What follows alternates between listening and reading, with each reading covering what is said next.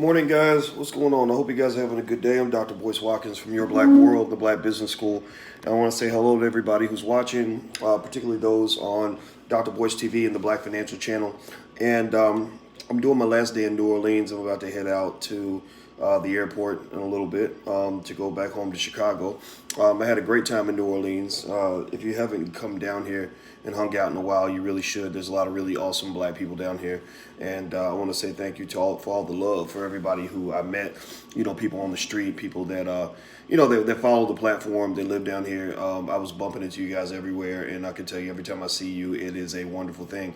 Now, here's the deal. So this morning I woke up, I rolled out of bed, and I always like to follow the news and pay attention to what's going on in the world. And I saw this story, and I happened to see it on this website called The Root. Now, in case you don't know, The Root is this white-owned publication that pretends to be black, and but they were reporting a story that I thought was worth talking about in terms of just really understanding a little bit about money and what you can and cannot, should and should not do as it pertains to money. So there's a professor at Drexel University who is in a real tough situation right now. He's been accused, not convicted, but accused of using his grant money on a lot of things that are not exactly going to make your mother proud, if you want to say it that way. He was allegedly using the grant money. The feds claim it's about $185,000 on a lot of different things other than academic research. When you get the grants, obviously, okay, somebody says there's a lot of static. Let me know if you guys can see me and hear me. Can you guys see me and hear me? Okay, I see there's an issue with sound. Is the static so bad you can't hear me? Can you hear me? If the static is so bad, then what I'm going to do is I'm going to go ahead and just shut it out and come back and do another video later on. Okay, I'm going on the other channel. Too much static here. Okay. All right, guys. So I'm going to tell you guys. All right. I'm going to get off here.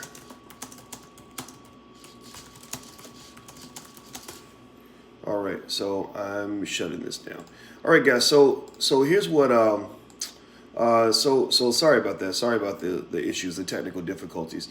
Okay, so this professor who was on the faculty at Drexel University, I assume he's resigned or been fired by now. He was accused of basically using grant money to do a lot of things that are not quite considered scholarly by most standards. It involves spending money at the strip club, a lot of money on iTunes, and a lot of things that just don't make a lot of sense that are going to get you in some trouble. Anyway, the goal is not to really gossip about this situation. Obviously he's innocent till proven guilty, and I don't think it's a matter. I mean, sure, we can talk about the salaciousness of a professor going to the strip club or whatever, but there's a lot of people that go to strip clubs. I mean, that's not such a big deal. People do what they're going to do in their private lives. But what's interesting here is the weight with which the feds come down on you when you take federal money. One of the things I talk to you guys about in general is that as you build, whatever it is you're trying to build or do what you're trying to do, a lot of you are starting businesses, starting, foundations and things like that, 501c3s. When you take government money, one of the interesting things about our government is that they treat federal funds, taking federal money, almost as bad as they treat murder or any other heavy-duty crime, rape, all these other things. And I don't know if I agree with that. I think, because what's going to probably happen to this professor, his name is Chikodinaka Nwangpa. That's how it's a very ethnic name. I want to look up the origin of it, but I probably mangled it. I didn't mean to, but I want to be respectful. But that's his name, and he's a professor of engineering. And what's unfortunate about this whole situation, and if he did make a mistake, then you got to pay a price for the mistake. I think the question becomes, what's the appropriate price? He might be Nigerian. Okay, if he's Nigerian, then I definitely don't want to mess his name up because I'm 30% Nigerian myself. But I do think that the interesting thing here is I almost feel like when people do things like this, they should be allowed to pay the money back. maybe pay it with a significant penalty, and then maybe do a little bit of time in jail. 6 months, enough to teach them a lesson. I don't see someone like him as being as dangerous as the kinds of people who should be in prison, where you're around, rapists and murderers and molesters and people that might do terrible things to you. I'm not, maybe it's controversial perspective, but, it looks like the brother accomplished a lot of great things in his life before this really bad mistake jumped in, where he's showing maybe some sort of mental illness, some sort of addiction, or something. Because I'm reading this and I'm reading this story, and according to NBC, it says, somebody said, to be fair, all these strippers are going to college. He's just supporting the students. Yeah, I'm sure every stripper is going to college, right? That's what they, I tell you, I did actually have to go to a strip club one time. I've only been to a strip club once. And that was because it was a bachelor party. And I agreed to be the best man and make sure that the groom was okay. That's what the best man is supposed to do, among other things. And I was there, and it was a little bit awkward. And at that time, I wasn't as public as I am now, but I was public enough that I was like, man, if people see me in this place, they're gonna think all kinds of stuff. And but fortunately, it was dark, and I remember, just kind of using that as an opportunity to. I was analyzing the environment. You see all these, first of all, black women are beautiful. I mean, I don't care, whatever their background is. Black women, there ain't nothing like a black woman. If you love black women and think they're amazing, then say it in the chat. Black women are just the most extraordinary creatures ever. And so it was kind of mind-boggling to see this person, standing next to me butt naked. And I literally don't even know her. I never had that. I'd never seen that before. Call me naive or whatever, but literally, I was like, I don't even know this lady, and she's totally naked in front of me. This is wow. And I did talk to one of them, and I said, so what are you tell me about your life, and I asked nerdy questions like that, and the lady did. I remember she said I'm going to school for something, and I got this feeling that like that's kind of the thing, right? If you're a stripper and you want to be a non-stripper, you say that you're going to college so you can separate yourself from the pack. I'm sure Cardi B was going to college for several years while she was stripping. But then the other thing that was interesting is they were very athletic. I remember noticing how strong they were. And I was like, wow, how does she hang from the pole from her ankles? Like, or whatever, like seriously, like you would just see these gravity defying like actions by, which was like, wow, these are like, and I asked one of them, I said, did you do gymnastics in school? Because that's really impressive. And she literally, I remember her telling me that she was an athlete in high school, that she used to be on the cheerleading squad and did all these flips and lifted weights and all that. So that helped her in her current career, which, I mean, who am I to freaking judge? I mean, people do whatever they're going to do. But anyway, so I don't really, I think that the scandalous part of the story, obviously, is that he was, spending his money in the strip club, allegedly, according to the charges. And also they're claiming that he spent the money on iTunes, and it was like some ungodly amount of money on iTunes. Like I could have swore they said it was like $50,000, $80,000 or more on iTunes. And I'm just thinking that's so interesting. I don't know. I'd be curious to see the receipts on that. And I think, if I were to pick an appropriate punishment, I would say, okay, pay all the money back. You'll never get a grant again. Pay double the amount. Pay double the amount back in restitution. Maybe 6 months home incarceration. Right? You can't have your freedom or whatever. Just stay home. And that's it. I think that would be a punishment that makes sense.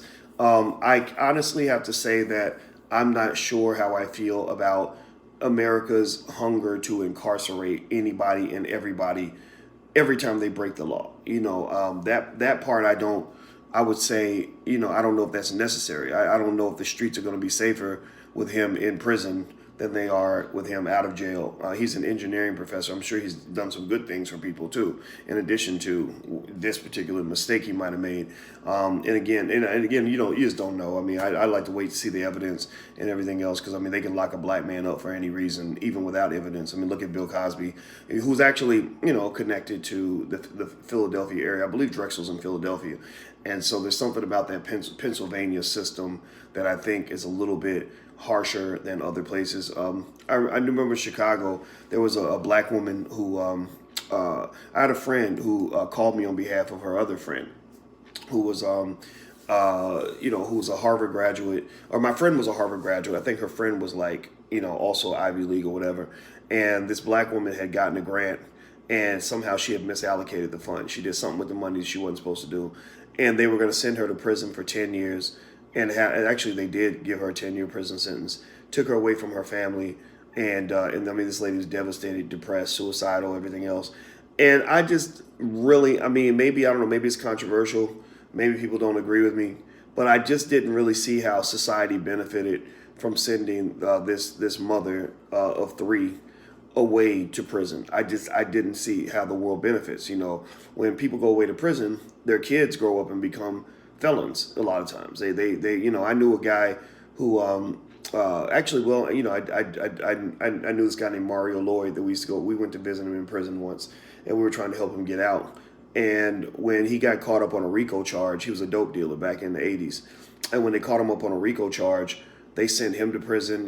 They sent his brother to prison for 20 years. They gave him 14 life sentences with no parole. They sent his mother to prison, his sister to prison, all that. And it kind of threw the whole family into a tailspin. As a result, 20 years later, his son got murdered on a block that wasn't too far from where his daddy used to deal drugs. So it's like they destroy families when they're quick to incarcerate people. This is not me saying that any and everything's okay. This is not me saying that if he did do these things, this is not me saying that it's all right to do these things. It's really me saying that I think when you talk about incarceration, I don't really think our society has benefited by trying to just incarcerate anybody and everybody for everything. I also find it quite fascinating that they'll treat a financial crime worse than they treat a crime, say, against black people. You got police out here that done shot up black people and all this other stuff, and they would get paid leave. So again, no, this is not excusing what he did at all. This is really me providing nuance and perhaps a non-conventional way of kind of analyzing this, other than just focusing on the salaciousness of money being spent at the strip club or the fact that he allegedly committed this crime or did something wrong. I think it's more interesting to focus on whether or not we as a society are even handling situations like this in a way that's going to benefit society at large. I don't think that we are. So that's it. That's my 2 cents on it. Do me a favor, hit the thumbs up button, hit the share button, hit the subscribe button. Thank you guys for hanging out with us for our Weekend Wealth Summit here in New Orleans. If you want to become a patron on this platform in exchange for lots of free stuff that we give you, you can visit intelligentblackpeople.com. That's intelligentblackpeople.com. Last but not least, some of you are asking about mentorship and a mentor program. We do have a mentor program. You can get 30% off if you go to blackkeystogreatness.com. That's blackkeystogreatness.com. That's where we have modules on setting goals, managing time, overcoming obstacles, dealing with haters, whatever it takes for you to be successful in life. It's not a financial program. It's a program built on life coaching, basically, if you want to call it that. So feel free to go to blackkeystogreatness.com. Use the code word podcast. You can get 30% off. So I'm out of here, guys. I'll see you soon. Have a great day. Talk to you soon. Peace.